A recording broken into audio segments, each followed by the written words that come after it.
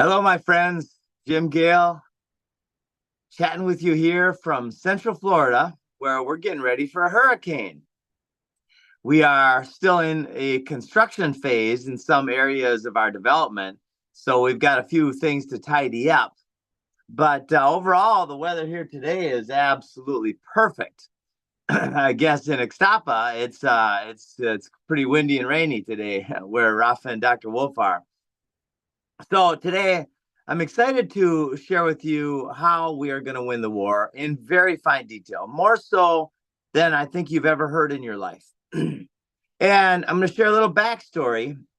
And I'd like you to consider if this inspires you, and if you see what we're talking about, how we're going to win this crazy battle, triumph, prevail, overcome, right? Whether you call it a game or a war or just a bunch of craziness, how do we come through this time better off than we were 10 years ago or 5 years ago or last year, right? How do we go into the future in a way where everybody wins?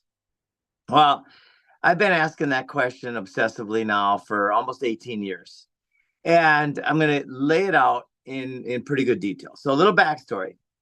About 15 months ago, I had doing some meditation. I do a lot of meditation here in the food forest, get a lot of ideas that come through, and they're so strong. They're so inspiring, and so you can just feel the energy with some of these ideas.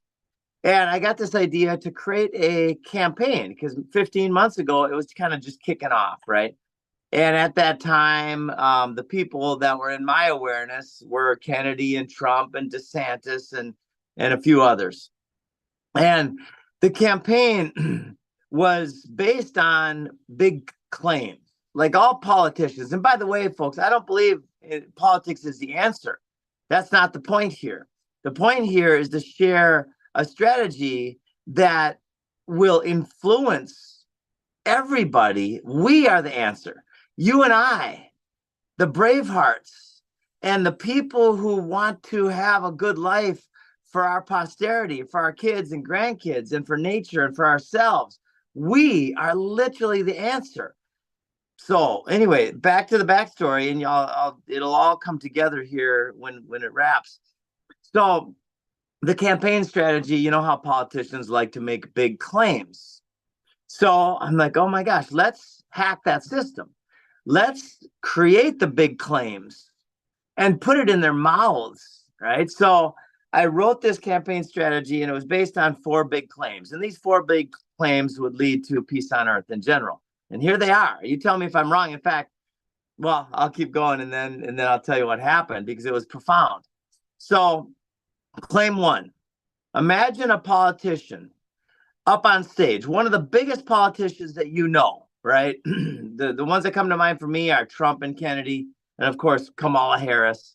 I have far less faith in her, but this invite is to everyone out there who's on stage. Imagine this claim. We are going to take the poisons out of the schools, the school lunches, the school land, and the children are going to grow some of their own food.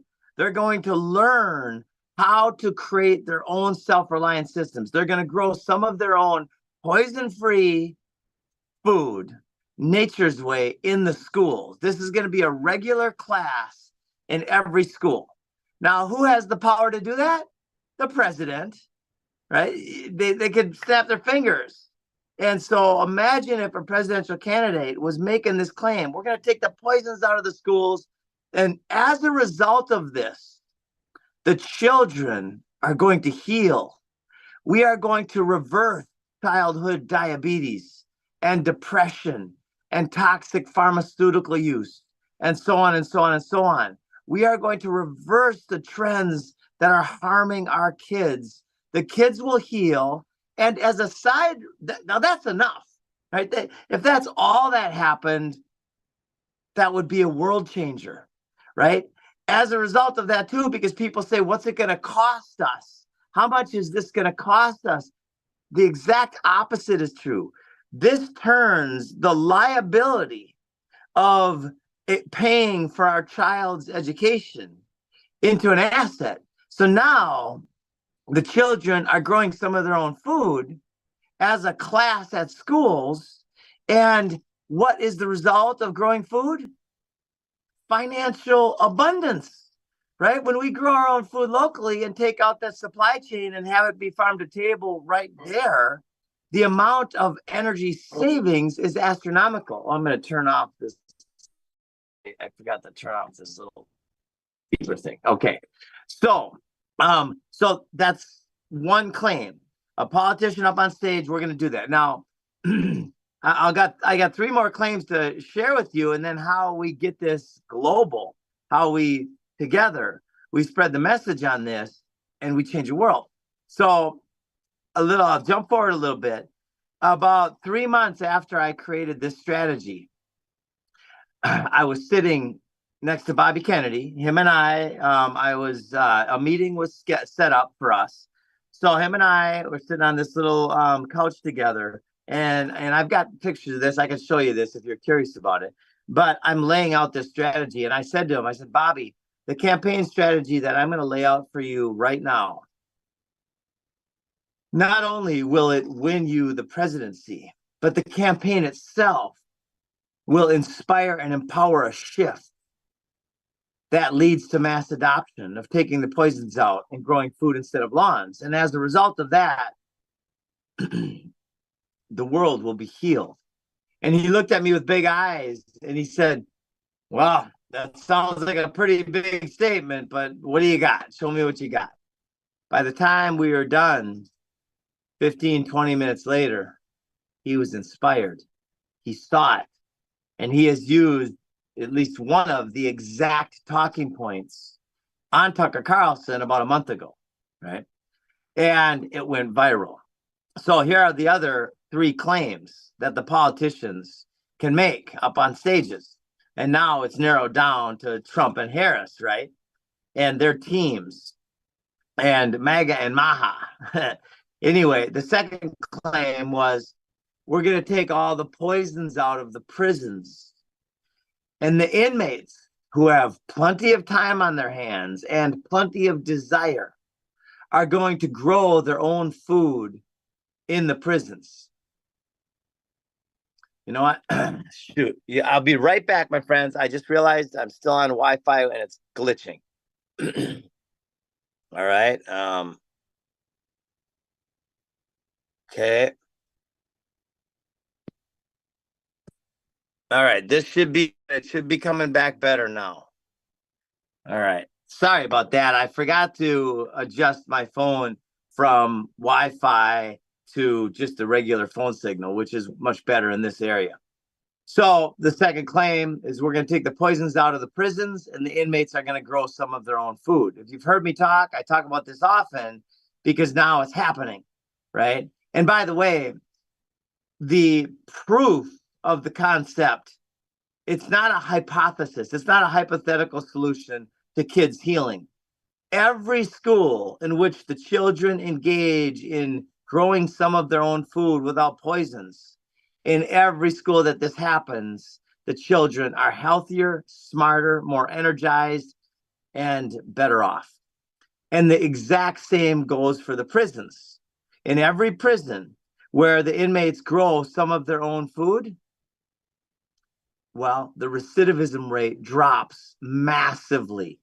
In some cases, between 60 and 70%. And when you add trauma healing, over 90%.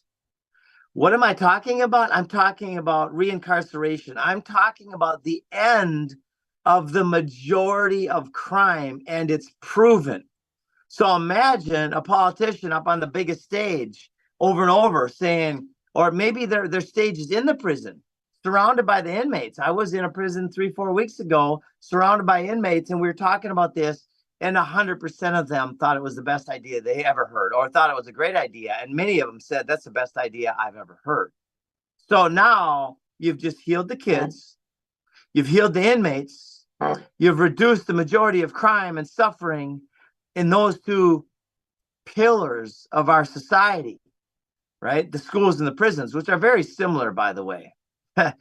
So those are two claims. Now, the next claim is, we are going to feed the people using public resources. We're going to turn all of our parks and common area land into regenerative agriculture systems, food forests, right?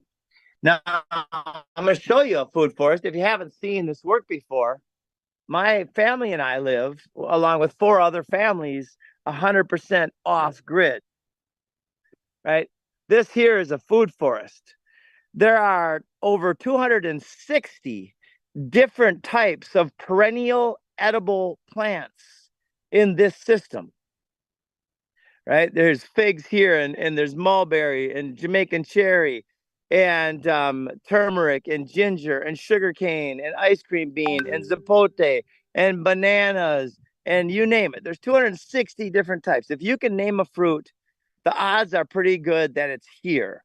All the oranges and lemons and limes and tangerines and grapefruits and raspberries and blueberries and blackberries.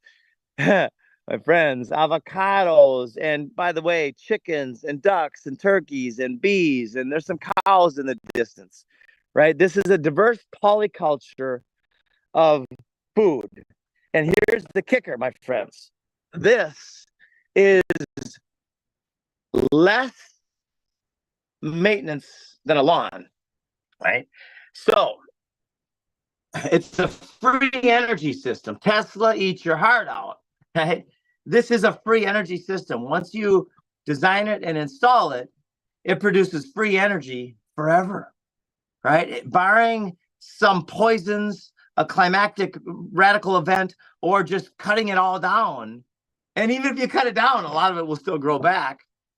This is the nature's way of providing humanity with an abundance of the foundation of life. And that's healthy, good calories, right? Nutrient dense, poison free, right? So number 3, using the same resources, in fact, fewer resources than we're currently using.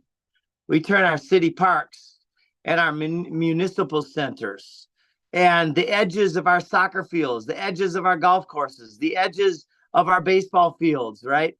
In logical ways, right? We can have more golf courses, more baseball fields, more soccer fields. But instead of having ornamental plants only, we supplant them with edible plants, plants that have a better function, all things considered. Right? And by the way, this is called a Freedom Farm Academy. If you want to become a demonstrator, if you want to live in paradise, if you want to create radical abundance and freedom all around you, get a hold of us. That's what we do, right? foodforestabundance.com. We create Freedom Farm Academies all over the world for people so they can live this way. And my friends, it's awesome.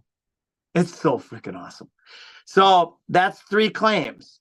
And what will happen when we use our resources that way? We start in the opportunity zones. We start where people are suffering the most. Why? Because it's logical, it's loving, it's good, it's biblical, it's spiritual. When we help to serve the most suffering among us, we end suffering. We end crime.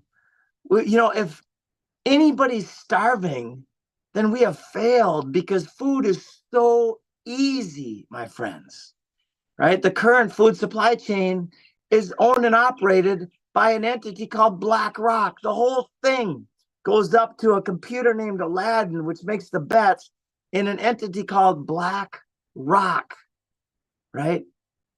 That's the intention, not only the name, right? This is the earth, all right? The third rock from the sun, right? Well, BlackRock is failing by design, by intention. So it's up to us. But anyway, the 4th claim, we're going to take all the poisons out of the army bases. We are going to end colonialism. And we are going to turn all the army bases into food forests and nurseries. We are going to turn all the army bases into education and demonstration sites. We do this. This ends scarcity.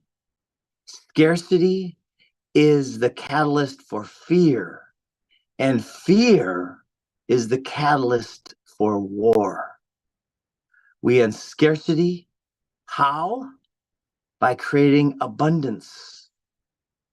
Now imagine what these communities would do if a new form of leadership, ethical and wise leadership, entered Washington, D.C., right? And I don't count on that. That's not what this is all about. We cannot wait for them to solve our problems. Have they done that yet? No, they've only created problems, right? Instead, I'm shining a light on the most obvious and logical way. And basically, anybody in those government systems that doesn't do this, well, they're either ignorant or evil, right? So and evil, I think, is also just a radical form of ignorance. Ignorance with the intent to control and harm based on envy, gluttony, greed, pride, right? Wrath, sloth, based on one of these traumas that planted the seed of fear and trauma that led to this ultimate ignorance, which is evil, right? Well, how do we inspire and empower? How do we heal that trauma, which then basically supplants that evil with new awareness, new knowledge that leads to doing better?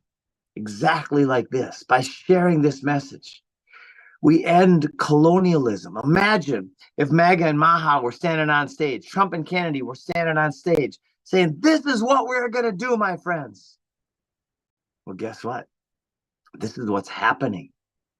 And in fact, I'm going to invite everybody listening. If you want to be part of this shift, we have teamed up with a lot of incredible people, including Dr. Wolf, the Bravehearts, the Inspired Network, all of these different networks. And we are going to put this plan out on behalf of the politicians. And we are going to invite them to participate in this plan, to lead us. If you want these people to lead you, then this is how they must lead us. If they're not organizing effectively under these simple guidelines, take the poisons out, and the children at schools, the prisoners in prisons, the municipal people, the police force, and everybody who's working for the people to serve the people, and the armies around the world. Lay down your guns, pick up shovels, lay down the bullets, and pick up the truest seeds of liberty, right? And I am a gun owner, and I have the seeds of liberty that are made of lead and gunpowder as well. And it will be a fine day when we can put that stuff aside, because there's no need for this. In fact, Einstein said a bunch of years back, he said, I'm not sure what technology World War III will be fought with, but World War IV will be fought with sticks and stones. Now, that gives people the chills, because what everybody thinks is meant by that is that we are going to destroy things on such an epic level that we will have to build up with sticks and stones again. We'll be like cavemen and women again, right? But I have a reframe for that Einstein sentiment. The reason World War IV will be fought with sticks and stones is not because we are going to annihilate 99% of the people on this planet. No. It's because we are going to become aware that the most selfish thing that we could ever do, the most self-serving thing that we could ever do, is to realize that by serving and loving ourselves, our friends, our family, and our land, we win. So selfish and service, they come together. I'm going to say that again, and I really like you to meditate on this, conceive and feel this one. right? And I think of Shakespeare, who said, none are more, no. He said, to thine own self be true, and then it must follow as the night the day, thou canst be false to anyone.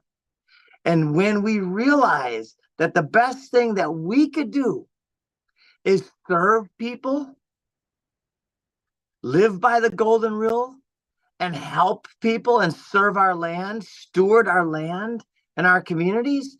And as a result of adding value to the land and to other people's lives, value is bestowed back on us exponentially, right?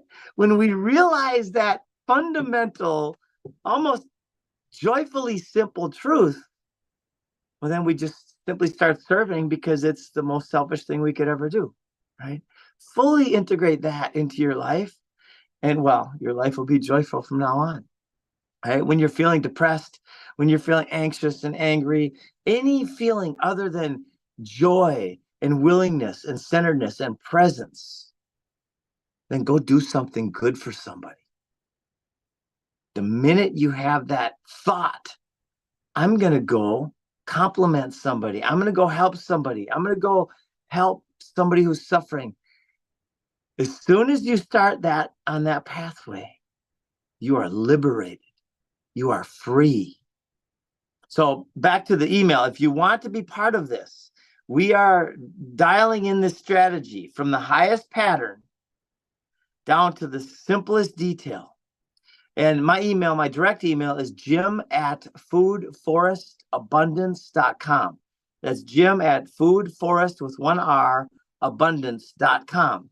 Send me an email and I'll add you to the list of incredible bravehearts, incredible people. And then we're creating a document. And this document will lay out the strategy, which has never been done before. A very clear and well-defined strategy that engages the current systems, the current use of resources, and it empowers the politicians and the influencers like you and I to start taking action in the ways that we have described today. And as a result of this act, we will catalyze a shift in awareness, right? Awareness is the first step in change. We cannot choose a new thing unless we are aware of the new thing, right? So one of the first principles of neurolinguistics is that everybody does the best they can always at that moment, in the instant that we make a choice about something. It is the best option that we are aware of. It's impossible to do anything other than that, right? We always choose the best. Now, sometimes we look back and we go, oh my God, that was a really stupid choice. That was a failure, right? But at the moment, based on your belief systems, your trauma, your attitudes, your judgments, based on all of the things that you were aware of at the time, you made the best choice possible. So what does that imply? That implies that the person with the awareness of the most relevant choices in any context, in any situation, will have the most, well, will lead that particular group, that particular choice. The person in any particular context, in any group that has the most choices available to them, relevant to that group and that group's intention, will lead the group, right? So, and by the way to have the ultimate amount of choice is through presence, right? And Einstein also said, supposedly, he said, imagination is more important than knowledge, for knowledge tells us what is. Imagination tells us what will be. And how do we cultivate and increase exponentially our imagination, our awareness, and our choice? Well, let's do it now. Take a couple deep breaths with me if you'd like.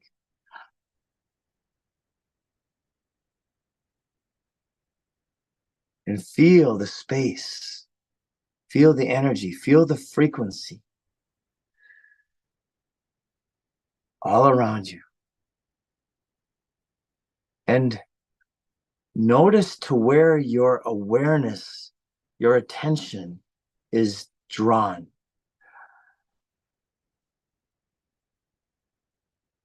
My intention, when I took that deep breath and I allowed my mind to relax, and I started focusing on the feeling, the frequency, the vibration, the energy, my attention was drawn to my lower back. Why? I was playing tag with my daughter last night. She's 5 and she's fast. Oh my God, she blows my mind. And we're running around the chair in the living room. And this little girl, since she was like 1 year old, 1.5, she would go on these runs in her diaper. And we'd run around the community. And I mean, I was like, she was literally 1.5, bop, bop, bop, barefoot, running all the way around this block in the community. Well, she blew my mind last night. She's running around this chair, and I'm trying to catch her. And I'm trying to be fair about it. Literally, I'm like I was running close around the chair, right? Which means I was running half the distance. And it was very easy to catch up with her when I'm running half the distance. So I thought, that's not really fair. So I go out and I follow the same path that she's following.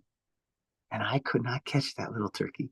And I'm fast as shit. So anyway, it was really funny.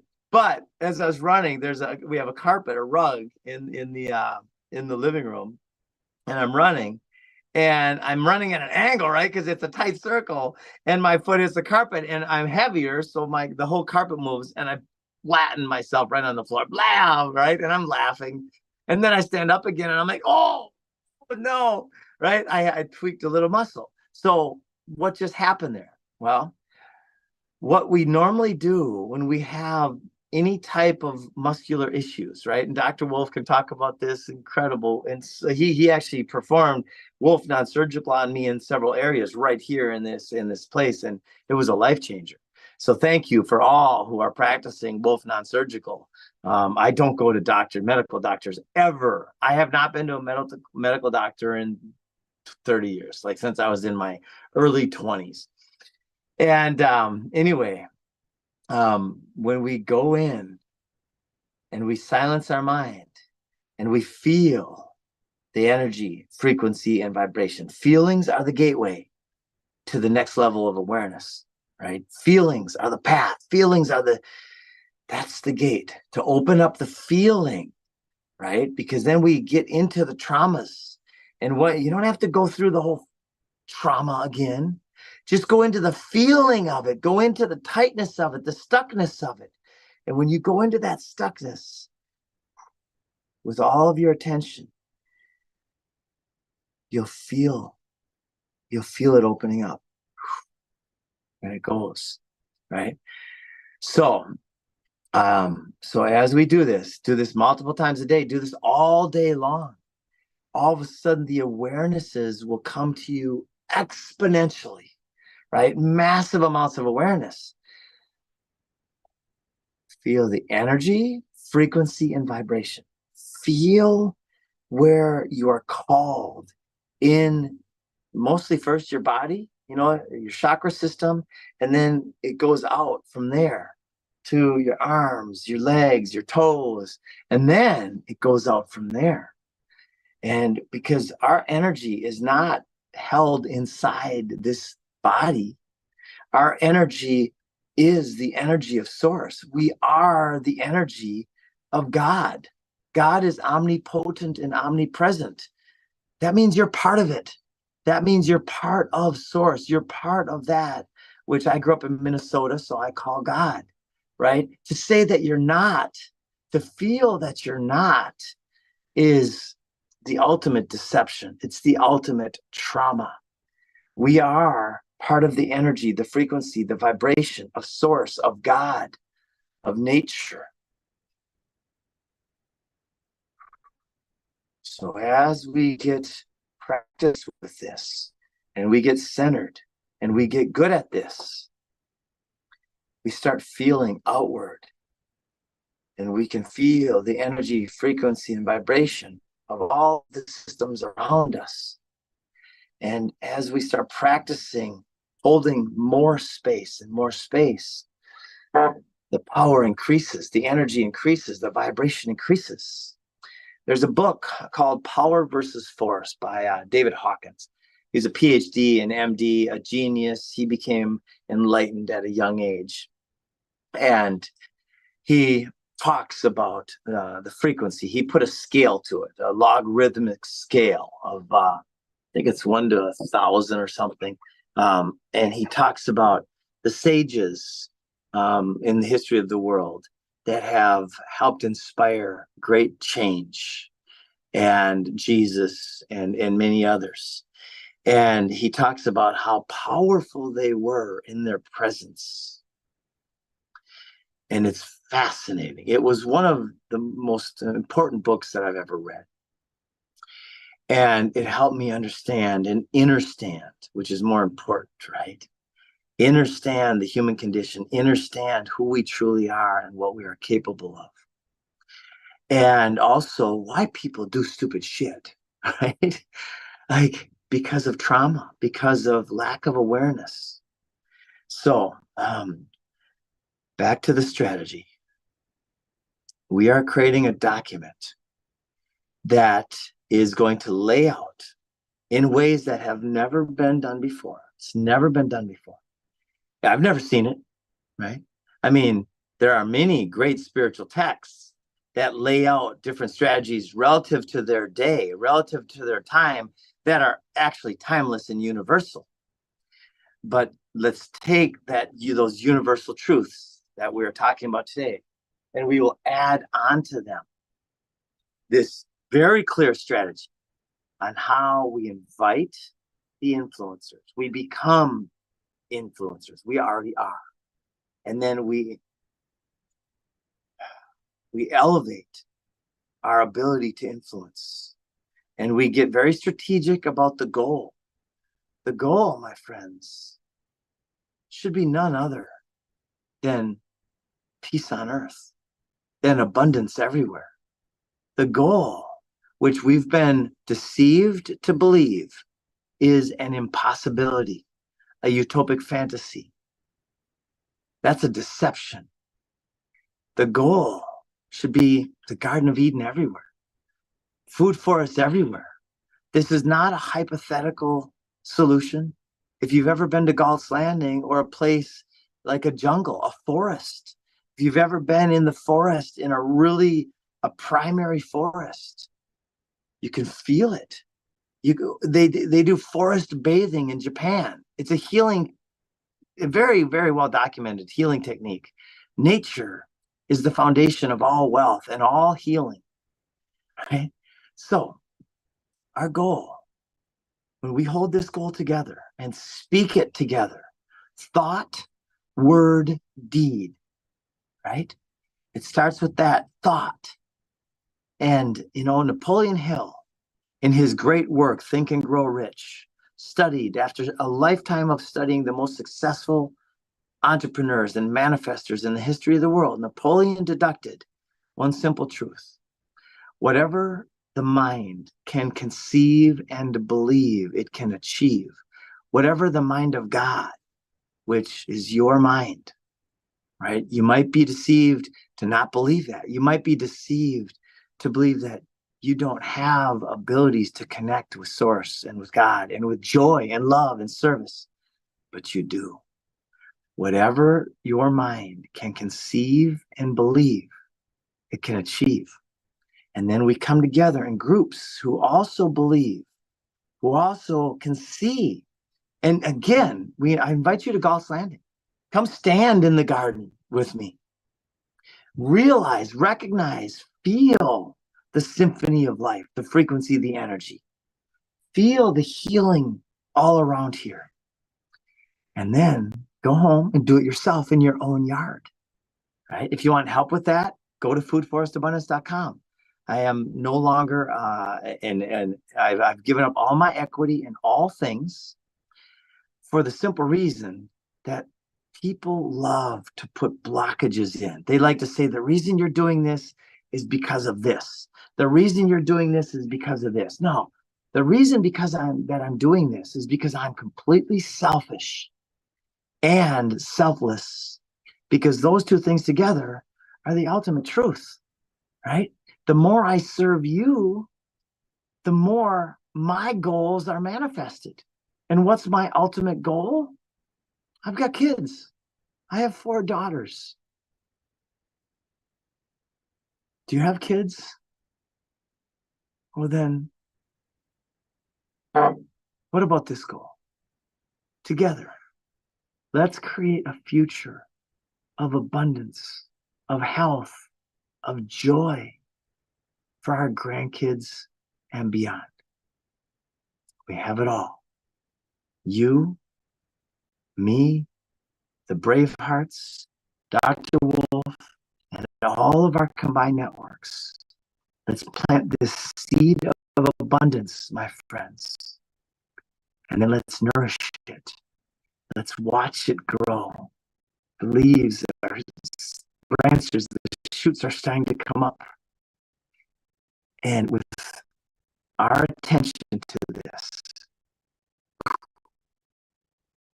it'll happen like that. Love and have a great day, everybody.